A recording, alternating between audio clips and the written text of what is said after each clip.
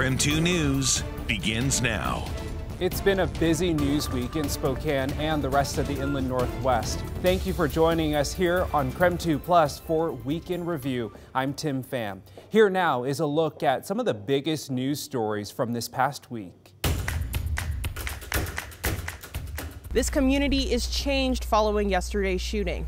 The Reardan police chief says the shooting was accidental, but unfortunately because of that shooting, a 15-year-old boy didn't get to go home last night. Here's what we know right now. Thursday, Reardan is quiet and cold, but one home at South Laurel and West Summit is active with criminal investigators. It was a very unfortunate incident. Washington State Patrol and local investigators hold up blood-stained clothes and take 3D renderings of the house after a Wednesday afternoon hangout turned deadly. We had 5 juveniles that they all know each other, all friends. They were in one of the juveniles' basement playing video games. A handgun was introduced to the scene where they were at, and it was discharged. The Reardan police chief says those fired rounds hit a 15-year-old boy and killed him. He also says the gun didn't belong to anyone living at the house, and the suspect is just 16. Kids should not have firearms without adult supervision, and this is what happens when kids have access to firearms that aren't secure and adults aren't around to monitor that kind of activity, unfortunately. Under Washington state law, it is required for all firearms to be properly locked and stored. The police chief says as of today, no additional charges have been filed. But the 16-year-old suspect could be facing first-degree manslaughter and unlawful possession of a firearm. The 15-year-old was a student at Reardan High School today. Classes were optional and school was delayed 2 hours. I also spoke to a parent of a friend of the victim who says this tragedy is hard to understand. In Reardan, Janelle Finch, KREM 2 News. Well, we've learned that the 16-year-old appeared in court today charged with manslaughter and unlawful possession of a firearm. Reardan's police chief told us he hopes this tragic shooting will be a wake-up call for parents to keep firearms secure and away from kids. Late this afternoon, investigators from the Washington State Patrol took down the yellow crime tape and left this Reardan home where a 15-year-old boy was accidentally shot and killed. Around the same time, the victim's 16-year-old friend appeared in Lincoln County District Court. According to the Lincoln County Record-Times, a judge set bond at $100,000 and ordered him not to have contact with the other 3 witnesses. It's a tragedy. What makes it really sad is all these 5 boys were all friends. They all hang out together. That firearm had no business being transported by a juvenile to this home. Reardan Police Chief Andy Mankey says prosecutors are reviewing the case and charges could be added or amended against the 16-year-old. Investigators are also looking at how the teen was able to get the gun in the first place. We don't know if it will lead us to any criminal filings against any other actors in this incident. At this time, we're just not there. Attendance was optional today at Reardan schools where the victim and his 4 friends attend. Mankey says the entire community will suffer this tragedy, which could have been avoided. 15-year-old, 16-year-old boys are, that live in a rural area are very interested in firearms, and because it's part of the culture out here. But we really have to, have parental supervision when we have firearms, and we have to keep those firearms secure, so things like this don't happen. A sergeant with the Lincoln County Sheriff's Office got to the home just 2 minutes after that 911 call came in yesterday. He performed CPR but was unable to save the 15-year-old.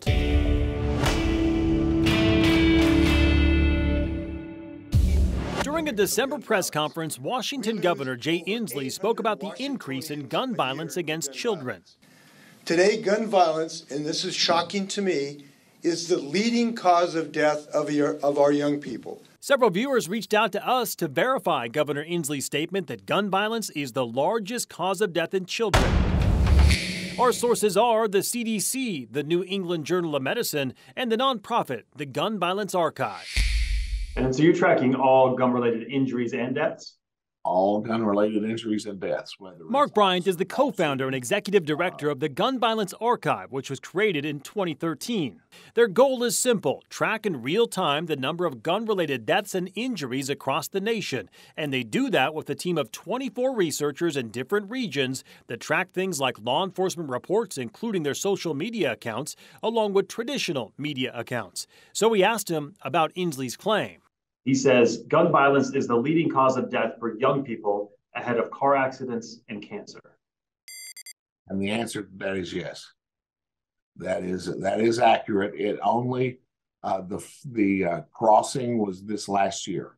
What's the other data show? The New England Journal of Medicine reports the top 3 leading causes of death in children are guns, vehicle crashes, and drug overdoses and poisonings. The CDC data shows gun-related deaths trending up in recent years. Their latest data is from 2020, when 2,500 people ages 17 and under died from gun-related incidents, up from nearly 1,900 in 2019. And in 2020, gun-related deaths outnumbered car crashes by about 800. But since the CDC's data is only available through 2020, we turn to the Gun Violence Archive for the last 2 years. We know that there's a lot of reasons. You got a lot of kids carrying guns that shouldn't be carrying them.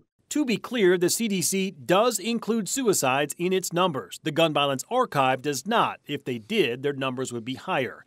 But in 2021, they reported 1,573 children were killed in gun-related deaths. In 2022, that number climbed to 1,676, the highest number they've ever recorded. What do you make of the fact that gun violence last year was the leading cause of death for children? It's several items. It's there are more guns available. If you have more guns, you're going to have more guns stolen.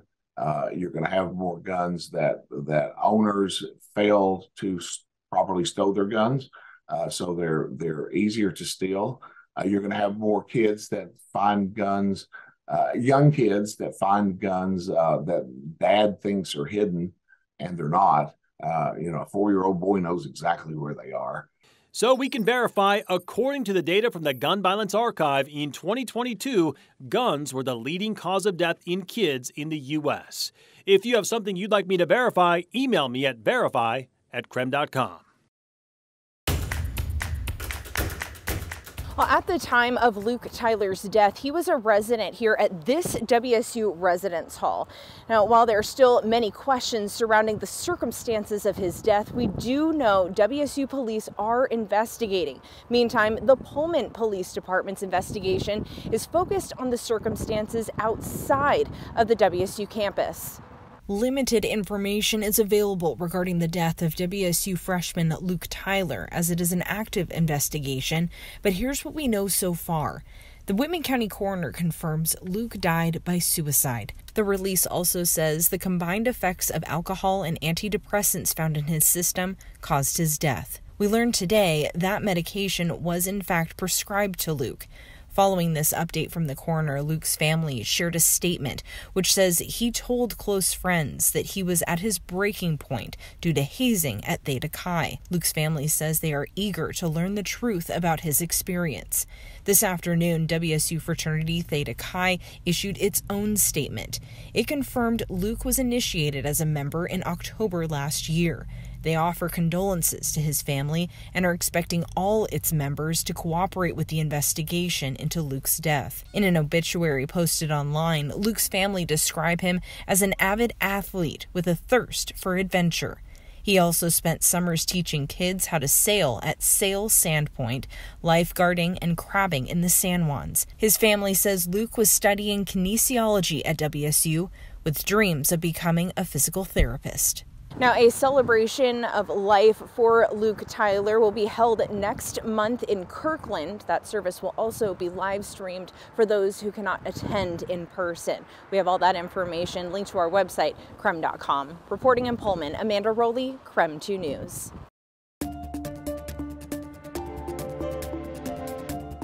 So we're in downtown Spokane right now, and you can see behind me the road's completely covered in compact snow. And if you're driving around, definitely dealing with winter driving conditions. But one thing to note, if you go onto the sidewalk, some of these sidewalks are extremely slippery, even with ice on them as well. So we've been driving around all day long.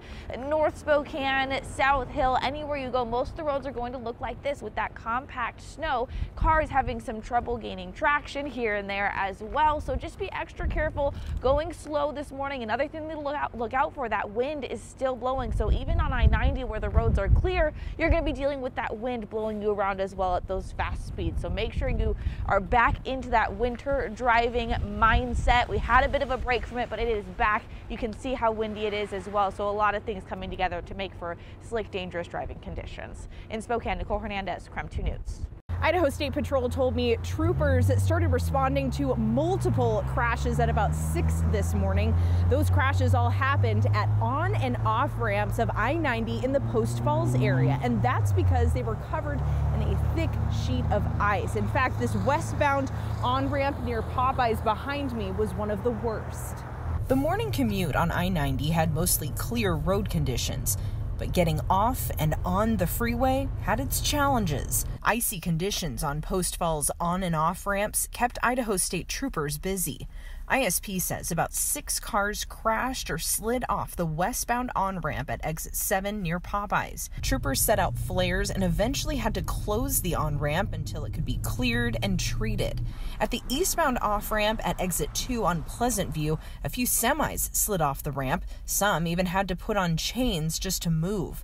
Exit 5 had the same issue with thick ice on the ramps. This storm was quite the doozy. Megan Johns with the Idaho Transportation Department explained to me its crews saw storm conditions last night on I-90 in Post Falls they would typically see on the 4th of July pass, which means the storm created conditions that made it difficult for crews to keep up with. So as a general rule of thumb, we spend most of our time on the lanes on the freeway, and we get to the ramps when we can. And in this case, once you start to fall behind, it takes a lot more time and material to get caught up. And those ramps, unfortunately, was where we fell behind this morning. Wind, snow, and temperatures are big factors in determining which products ITD crews use to treat the roads. Because the storm brought on several different severe elements back to back, it was a challenge to treat the ramps properly, even when crews could get to them. Now, I also did a check on Spokane road treatments. City spokesperson Kirsten Davis says night crew shifts checked on all the roads last night, worked through the night, worked to treat those roads, and the day shift continued to maintain roads throughout the day today, and they are continuing to monitor those conditions. Reporting in Post Falls, Amanda Rowley, KREM 2 News.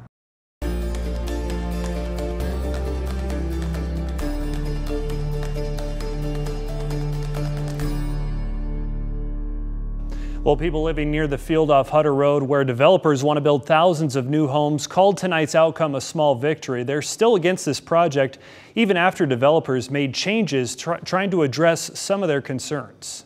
Earlier this month, Coeur d'Alene City Council members gave developers of Coeur d'Alene 2 weeks to address some of the concerns brought up during public testimony. Developers agreed to make several changes, like limiting access to the east and building only 3 homes per acre on the eastern edge, where dozens of people already live, among other things. Coeur d'Alene City Council members still have to approve the plans as well as the annexation of the field. Many thought a decision would happen at tonight's meeting, but Councilman Dan Gukin claims such vote would be against the law. They've completely changed the plan. They've changed the zoning. The zoning that was presented in planning, the zoning that was presented at our hearing 2 weeks ago. Idaho Code states that if there is a material change, that there must be another hearing. Gukin argued with Coeur d'Alene City Attorney Randy Adams. There has been no change in the evidence. There is a change in the development agreement, but that does not require a new public hearing. In the end, council members agreed to postpone the vote and hold yet another public hearing on Coeur d'Alene and the new plan put forward by developers. This development will be the largest thing that comes our way for decades. And so I think it's incredibly important that there's integrity in the process. Many neighbors were happy, even calling the latest delay a small victory. They still worry that Coeur d'Alene will bring too many cars and people to the quiet prairie land. That developer could give us everything that we ask for and still make a bunch of money on this development. So give us something that we can get behind.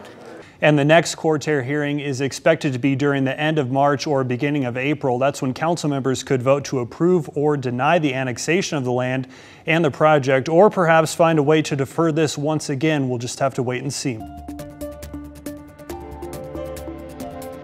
People need to know we are at risk of losing minor league baseball in Spokane. That's the reality.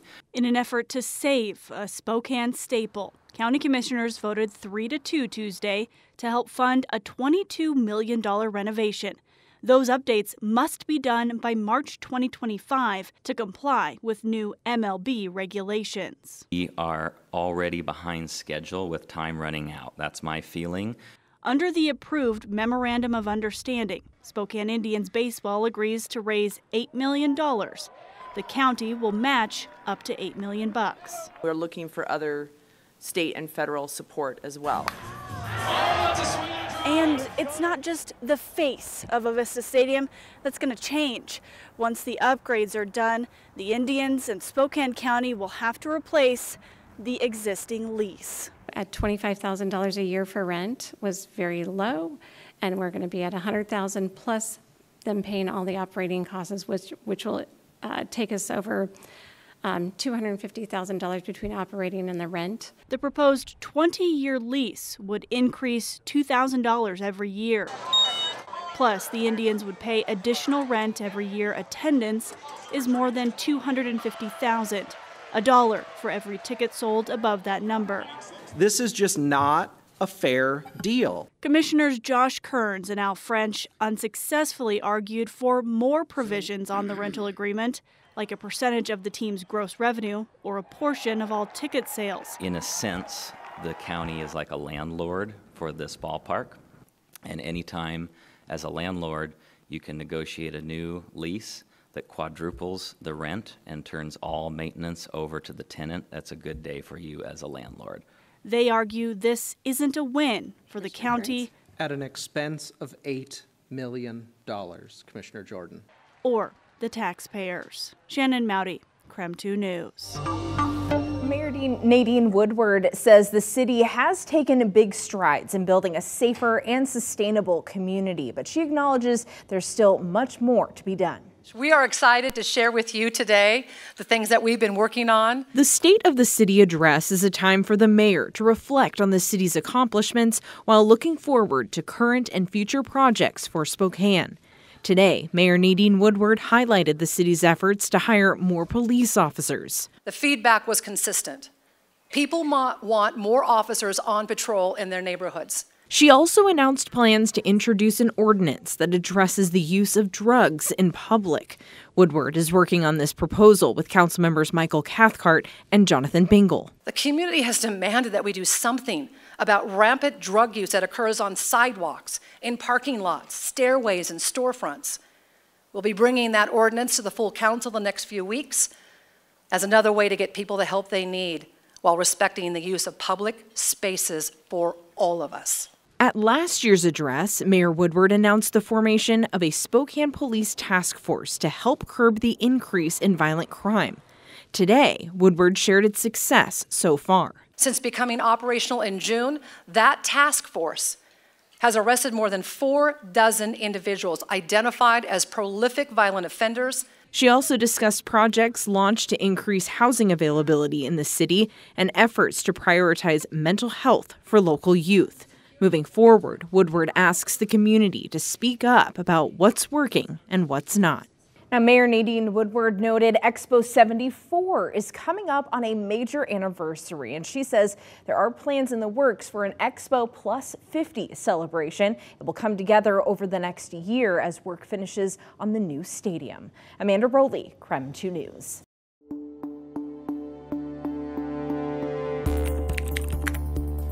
Well, yesterday, Spokane Mayor Nadine Woodward gave her State of the City speech. And at KREM 2, we're committed to bringing you more to every story. So we asked Mayor Woodward on the show this morning to provide more context and to answer some of your questions. So Mayor Woodward, thanks so much for joining us this morning. We sure do appreciate it. But we want to talk about the death of Tyree Nichols. It's a renewed conversation about police accountability. It's something that you talked about in your State of the City address yesterday.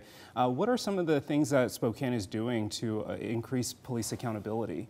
Well, we have an ombudsman commission and an ombudsman who looks over police oversight, very robust. That's been in place for at least 10 years, and we're always updating how we can better provide public safety and keep everybody safe.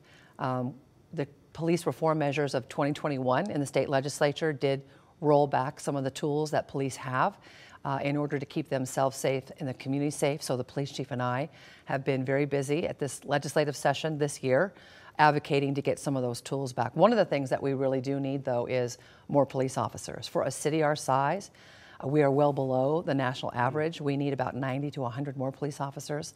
So we've advocated for more funding to cities to be able to staff up at the levels that we should be. Pursuit laws that have changed in the last couple of years. We're trying to change that so that officers can pursue known criminals and suspects. We've seen crime rise, and that's impeded them from being able to do that. So one of the things that we're asking for is that the threshold for pursuits be lowered from probable cause to reasonable suspicion, and we're hopeful that that will get through. And I should have mentioned, I asked that question because that's something that the viewers have texted in this morning. That was the #1 question when we said you were coming in onto the show. They wanted to know about that. Is this what you're hearing from your constituents? Well, we're hearing that public safety is their #1 priority, and it's the fundamental responsibility of government. And so we spend a lot of time making sure that we have a safe community. One of the things that we did in January of this year was launch a new staffing model. So we have more patrols on duty and more patrols in neighborhoods. And so we've divided the city into 4 quadrants. We have more officers in those 4 quadrants so that they can be invested in the neighborhoods in their sector. And it's already proving to be very, very successful. Our officers in Northwest Spokane have seen the activity of burglaries, and they're able to adjust how they can be more proactive to prevent burglaries. And so we see what I hear predominantly in every neighborhood council I go to, every business I talk to, every constituent I talk to, it's public safety. And they want more officers. And they want officers to be able to do the job that they signed up to do. Now, another question that we've had is about affordable housing and then the rise of homelessness. And I know recently there's been a collaboration between the city of Spokane, Spokane Valley, and even the county in trying to build a collaborative effort to stop the rise in homelessness. What do you see that collaboration looking like in the years to come? I'm really excited for that collaboration because I think we work and we can accomplish more when we're working together. And homelessness is not a city of Spokane issue, it's a regional issue. And so many of us went to Houston in October of last year to see how that city, the 4th largest city in the country, has moved the needle. They've reduced homelessness by 65% in the last 10 years. And they've done it through housing is one of the ways that they've approached that, but also getting people off the street, removing encampments, sending individuals to a navigation center where they have wraparound services, which is really what TRAC, our Trent Resource and Assistance Center, is doing. Getting people off the street, into a bed, 3 meals a day with wraparound services for whatever the needs are that they have, whether it's drug addiction services, mental health services, job training, all of those things. We have that now in Spokane. So one of the things that we found out was we're actually doing what Houston is doing, but we need help on the housing side of things. So we do have some funding streams now. We have 1590, which is something the City Council supported, and it raises the sales tax so that we can fund low-income and affordable housing. Those housing units aren't going to pop up out of the ground right away. It's going to take several years for us to be able to build the units that we need. We have a housing crisis right now. So these facilities like TRAC and some of the other shelters that we have are the transition for people as they wait for the housing options that are available. At least they're getting the help that they need to make them successful when those housing units are available. And the next question I have actually wasn't addressed yesterday afternoon, but it is a question that we're receiving a lot, is about the North-South Freeway. You spoke at the legislature and you said that any pause would be bad for Spokane's economy. What did you mean by that, and where do things stand right now? Well, this is a project that's been in the making for decades. I mean, it's been under construction for more than 20 years, talked about for about 70. So we want to make sure that that's not delayed. We have contracts that are active and people working on that job. We don't want to pause. The impacts of that project, economic development, housing, environment, all of those things are extremely important to our community. The thing that's really great about the push to make sure that we're continuing to fund that project is it's been a bipartisan one. So people on all sides of the aisle, state lawmakers, city council, administration, we're all working to make sure that that project moves forward. So yes, 2 weeks ago I was at the state legislature talking to House Transportation Committee members and the chair to make sure that we move forward. And it sounds like, keep our fingers crossed, that we'll continue to get the funding we need to make sure that that building, or that very important transportation corridor continues. Spokane is no stranger to the struggles of homelessness.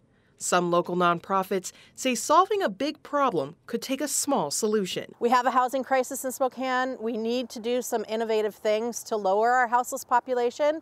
And a tiny home village has been really successful in communities around the country. And it's time that we look at doing it here. Luria Shu and other nonprofit leads traveled to Seattle to learn more about tiny homes and even built one themselves. It felt really, really good to see that and to know that somebody is going to sleep in the tiny home that we built, and they're going to rejuvenate their lives there. Shu says the Western Washington homeless solution also has potential on the eastern side of the state. She believes it's a real stepping stone to getting people off the streets and into housing. If houseless folks move into a tiny home village, the average stay in Seattle is 114 days before they get housed somewhere else. So it's really a type of transition. It's not meant to be permanent. Sound Foundations Northwest is a Seattle nonprofit that has helped design hundreds of tiny homes. The director of operations says their design costs a little over $4,000 per unit. According to the Low Income Housing Institute, under Seattle City Code, tiny homes can be no more than 120 square feet. Most designs are just 8 feet by 12 feet. Despite the name, a lot can go into a tiny home. It's an overhead light, an electrical outlet, and in the winter times they're given a space heater, and in the summer times a fan with 2 windows for good air circulation.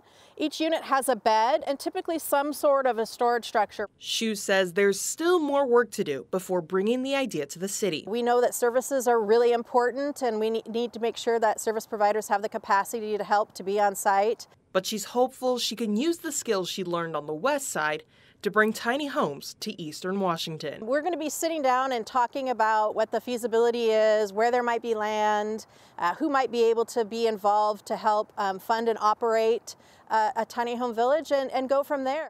The Low Income Housing Institute operates 19 tiny home villages in western Washington.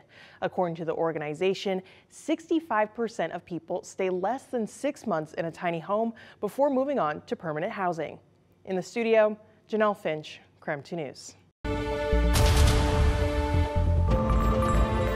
We dusted off our archives from the late 70s and determined former President Jimmy Carter made 2 trips to eastern Washington during his presidency.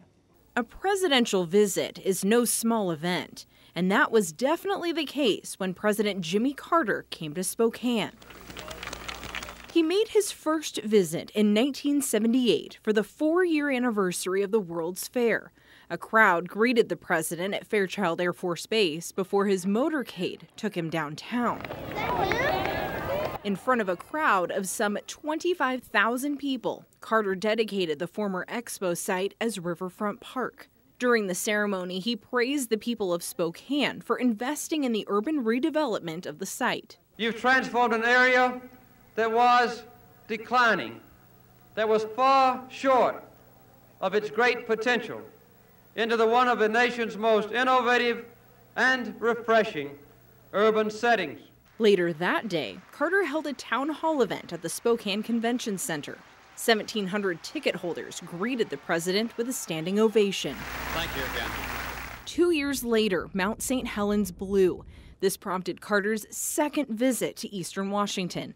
2 days after the eruption, Carter declared a major disaster for the state of Washington. The next day, he stopped in Spokane on his tour of the Mount St. Helens devastation. There he would find the hillside where he dedicated Riverfront Park, now covered in several inches of ash. 2 major regional events, all tied to the life of an American president. Now, we also know Carter visited Eastern Washington a 3rd time, but it was before he was elected president. During his speech at Riverfront Park back in 1978, he recalled visiting Expo 74 in Spokane as governor of Georgia. He remembered being thrilled by the beauty of the Spokane River. Amanda Rowley, KREM 2 News.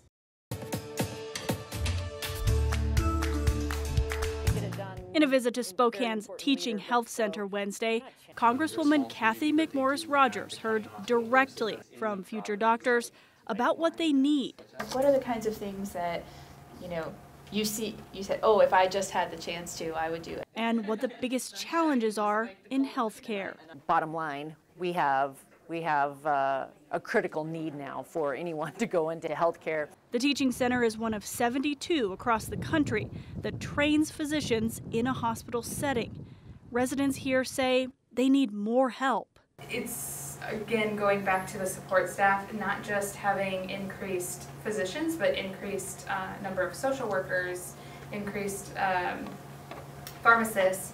A poll released last week found that among nearly 1,200 members of 3 Washington healthcare unions, almost half say they'll leave their job in the next few years. What can be done, or what is being done on a congressional level, maybe state level, to not only attract people into healthcare, but keep the workers we have? This is a huge issue, and even before COVID, we knew that we had an aging workforce. Short staffing, low pay, and workplace safety were among the top reasons those workers are considering quitting. About 80% of those polled say they're burnt out. Even when you're not looking at your inbox, even when it's a Saturday or Sunday, things are slowly building up and adding on there that the work's never truly complete. You're never ever truly caught up in primary care. Okay. McMorris Rogers says she'll take what she heard back to D.C. to push for more support for healthcare workers in Eastern Washington. The need to get, not only continue to fund this program, but to look at how we can expand residencies is going to be top of mind. Now, also at today's meeting was Carol Johnson, the administrator for the Health Resources and Services Administration. That's the group that works with Congress to fund and run these medical education programs. Shannon Mowdy, KREM 2 News. So you can now apply for a property tax relief either on your phone or on your computer. That's because the state of Idaho has moved their property tax reduction program online instead of just in person. So this program specifically can allow some residents to have relief of up to $1,500 from their taxes. Before this year, you had to apply with paper applications, but now the application is also online. So here's who might be eligible for the property tax reduction. Anyone 65 or older, anyone making less than $33,800, former prisoner of wars, people who are motherless or fatherless, specifically minors there, anyone blind or disabled, and anyone who's a widow. Home and landowners will have to fill out this application by the deadline of April 18th. And even if you've been eligible for this and gotten the relief in the past, you do have to apply every single year. In Coeur d'Alene, Nicole Hernandez, KREM 2 News. At Spokane's Second Harvest, the work doesn't stop, even on a day off for most, especially when there's a big change coming down the line. Yeah, it's something of a cliff because that's going to go away for lots of people, anywhere from $90 to say $200+ less that they'll have a month. At the end of the month, emergency SNAP benefits implemented in response to the pandemic will end, and those cuts run deeper as food banks are reporting demand increases of 20 to 40%, while Second Harvest's supply of food has decreased about a third, Eric Williams says. In the teeth of the pandemic, now we always take safety first, but you almost had to go like this just to be able to walk around. We had tons and tons of food. All that food comes to places like Off-Broadway's Hub, where more and more people are coming for help, and more people are feeling the uncertainty of those cuts. Gone. This month is the last month I get it. John Kaiser has been coming to the Hub for 3 years. Religiously. He's also been getting a nearly $100 boost in SNAP benefits, emergency allotments that started in 2020. You know, after buying groceries on the first when I get my food stamps or get my assistance, you know, I'm like, oh man, I still got all kinds of stuff I need to get. Thank God, I still got 95 coming tomorrow. Kaiser's already looking ahead to when he loses those extra benefits and wondering how he'll make up the difference. With the cost of everything going up and interest and all that, it's like, you know, help. It's hard to know what's coming, but Williams has a pretty good view. It's going to be really difficult for us and everyone we work with, but most importantly, for the people who rely on those benefits. Shannon Mowdy. Well, I'm not a quitter, so yeah, survival's #1. KREM 2 News. Where there's a will, there's a way.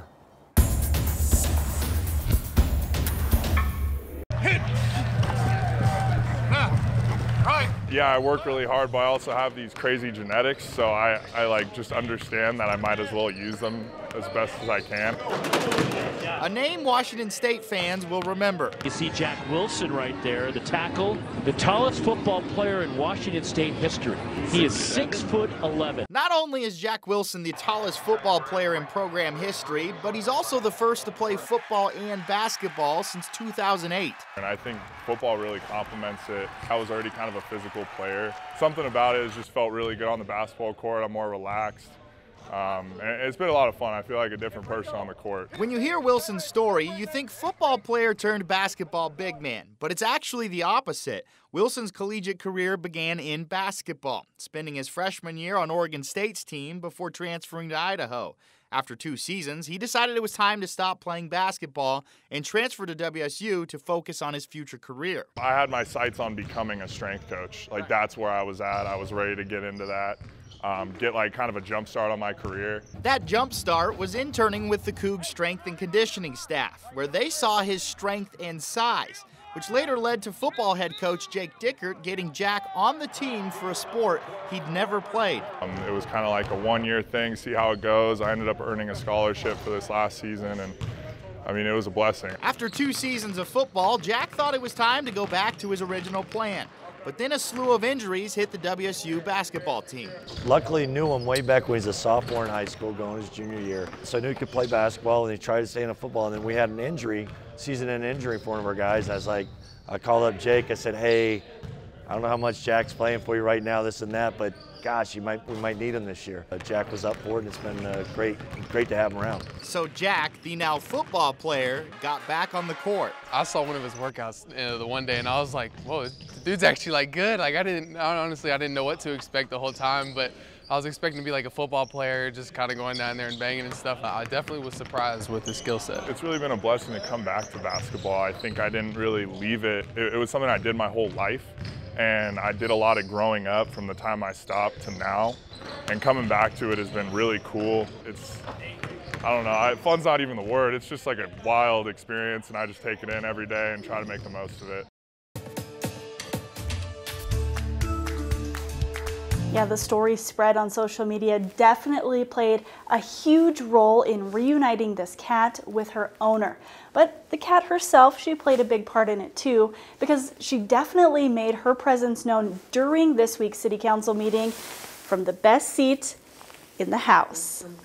Tuesday's Liberty Lake City Council meeting featured a contentious public comment period about proposed library changes. Or to put in laws that would direct how the library staff collects books. But perhaps no one was more vocal or captured more attention. So our cat in the ceiling has made, oh, there he goes. Than this audience member. Just kind of sat there and oversaw the rest of the meeting and was very vocal the entire time.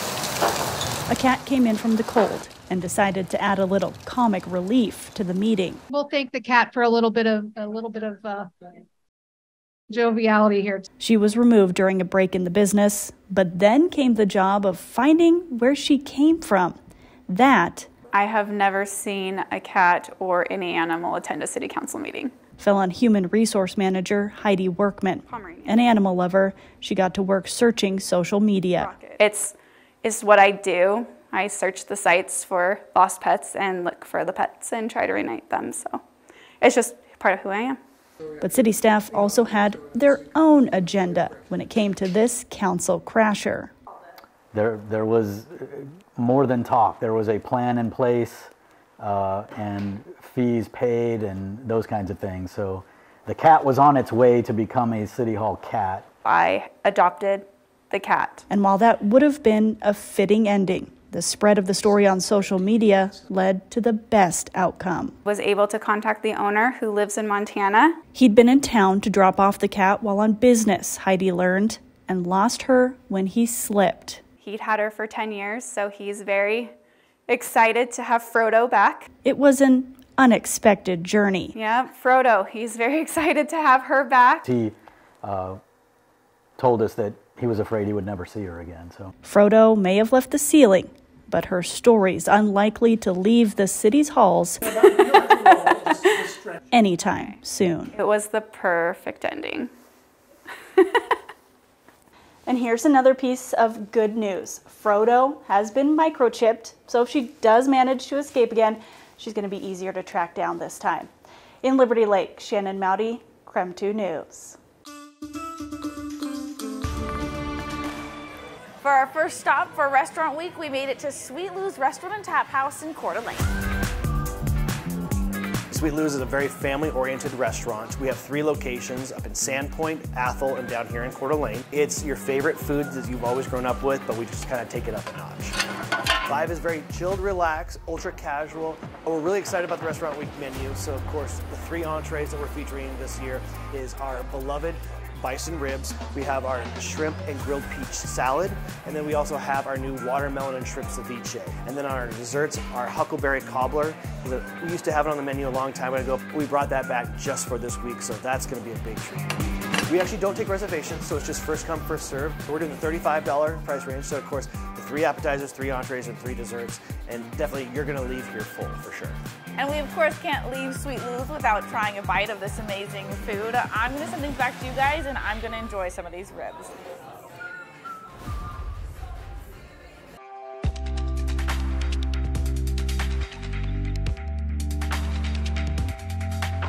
You can pick whatever animal is your favorite and write a poem about it. I'm doing a snake because it's my spiritual animal. Many different types of tigers are endangered. Okay, yeah, that's good. I'm Derek Mullen. I work at Stevens Elementary and I teach 3rd grade. It started in my classroom. I had a poetry cafe and parents came. Cats have ears that look like upside down tears. Peacocks are green, peacocks are blue. I love peacocks, do you too? It's been amazing. It gets better each year. This is the 13th year we've been doing it. My little doggy is brown and white.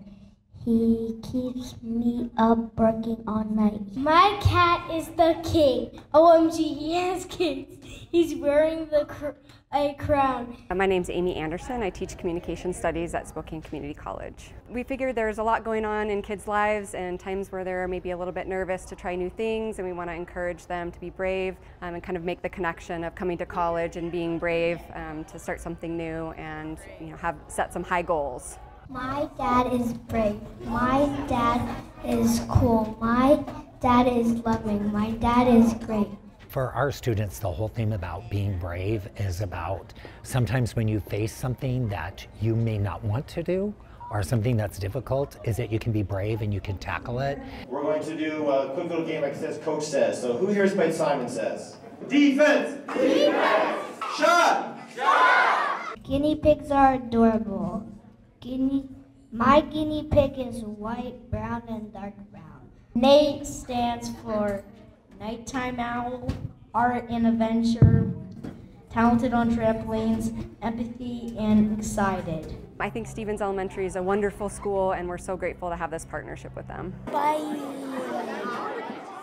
Thank you for joining us here on KREM 2 Plus for a look at some of the biggest news stories in the past week in Spokane and the rest of the Inland Northwest. For the most up-to-date news throughout the weekend, you can watch our very latest newscast right here on KREM 2 Plus. Just look for them in the bottom navigation menu. I'm Tim Pham. Thanks for watching.